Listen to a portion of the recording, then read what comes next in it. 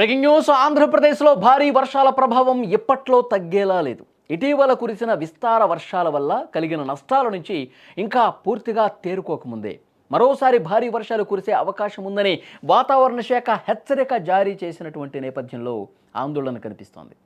నైరుతి బంగాళాఖాతంలో శ్రీలంక తీర సమీపంలో శనివారం ఒక అల్పపీడనం ఏర్పడగా దీనికి అనుసంధానంగా ఉపరితల ఆవర్తనం కూడా కొనసాగుతోంది. ఈ వాతావరణ వ్యవస్థల ప్రభావంతో బుధవారం వరకు తమిళనాడు, కేరళలో భారీ వర్షాలు పడే అవకాశం ఉంది. సోమ, మంగళవారంలో ఆంధ్రప్రదేశ్లో కూడా కొన్ని ప్రాంతాల్లో అక్కడక్కడ వర్షాలు కురుస్తాయని హెచ్చరించింది వాతావరణ శాఖ.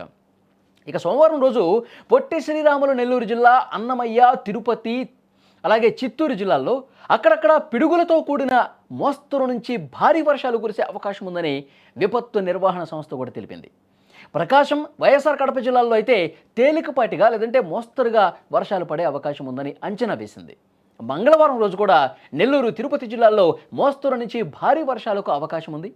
ప్రకాశం, శ్రీ సత్యసాయి, వైఎస్ఆర్ కడప, అన్నమయ్య, చిత్తూరు జిల్లాల్లో అక్కడక్కడ తేలికపాటి నుంచి మోస్తరుగా వర్షాలు కురిసే అవకాశం ఉందని చెప్పి వాతావరణ శాఖ తెలియజేసింది. ఈ అల్పపీడన ప్రభావంతో దక్షిణ కోస్తా ప్రాంతాల్లో గంటకి 35 నుంచి 55 కిలోమీటర్ల వేగంతో గాలులు వీచే అవకాశం కూడా ఉందని అమరావతి వాతావరణ కేంద్రం హెచ్చరించింది. మత్స్యకారులు సోమవారం వరకు సముద్రం వేటకు వెళ్లకుండా జాగ్రత్తలు తీసుకోవాలని సూచించింది.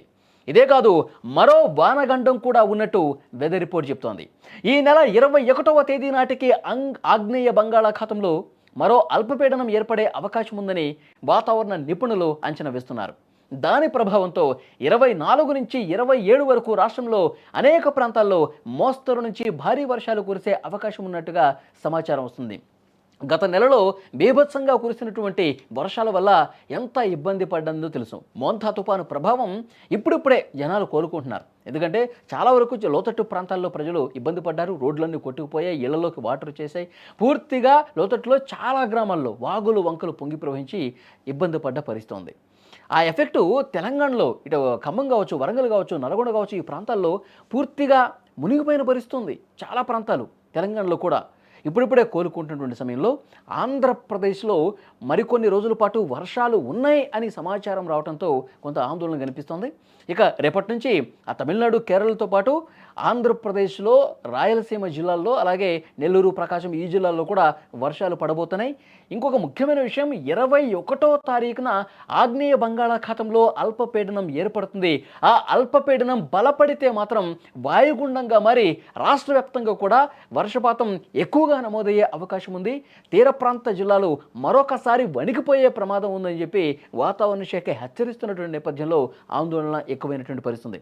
మరి 21వ తారీఖు నిజంగా అల్పపీడనం బలంగా తయారైతే మాత్రం ఇటు కృష్ణా కావచ్చు, గుంటూరు కావచ్చు, ప్రకాశం, ఎన్టీఆర్ జిల్లా, తర్వాత తిరుపతి, చిత్తూరు, ఇటు ఆ ప్రభావం తెలంగాణ జిల్లాల మీద కూడా బాగానే పడే అవకాశం కనిపిస్తోంది. మరి ఆ అల్పపీడనం ఎంత మేరకు వాయుగుండంగా మారుతుంది?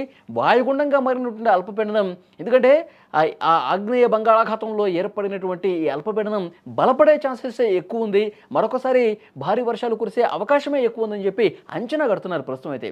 ఒకవేళ ఆ అంచనానే నిజమైతే మాత్రం పెద్ద ఎత్తున మళ్ళొక్కసారి 2 తెలుగు రాష్ట్రాల్లో భారీ వర్షాలు కురిసే అవకాశం ఉంది. ఆ విధంగా వాయుగుండంగా బలపడితే మాత్రం అప్పటికి అధికార యంత్రాంగం మరింత అప్రమత్తంగా ఉండి, గతంలో మోంతా తుఫాను వల్ల ఏ విధంగా అధికార యంత్రాంగం ముందస్తుగా అలర్ట్ అయ్యి అక్కడ ఏర్పాట్లు చేశారు, మళ్ళీ అలాంటి ఏర్పాట్లు చేయాల్సినటువంటి అవసరం ఉంది. తీర ప్రాంత జిల్లాల్ని మరింత అలర్ట్ చేయాల్సినటువంటి అవసరం ఉంది.